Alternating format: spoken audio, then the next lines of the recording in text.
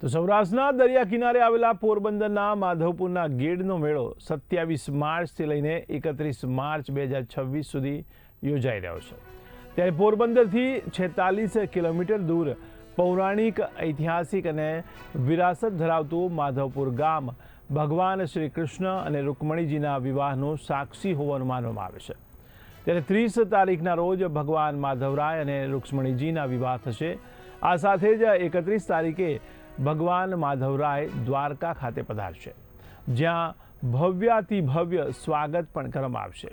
ત્યારે સદીઓથી સચવાયેલા માધવપુર ગેડ વિસ્તારના પૌરાણિક સ્થળો સાંસ્કૃતિક વિરાસત સમાન છે। પૌરાણિક પુસ્તકોમાં માધવપુર ગેડ એ ગુર્જર ભૂમિનું પ્રાચીન સાંસ્કૃતિક સ્થળ તરીકે ઉજાગર થયું છે। નમસ્કાર સાથીઓ, આદરણીય મહાત્મા ગાંધીજીના જન્મભૂમિ પોરબંદરની આ પવિત્ર ધરતી પર આયોજિત માધવપુર મેળાના આ મંગલમય અવસર પર આપ સૌને મારા સાદર પ્રણામ।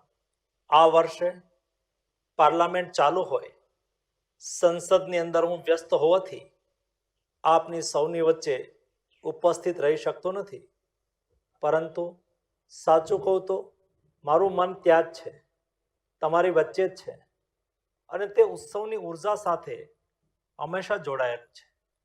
સાથીઓ, માધવપુર મેળો એ માત્ર એક આયોજન નથી, આ સમયને પાર જતી એક જીવંત પરંપરા છે।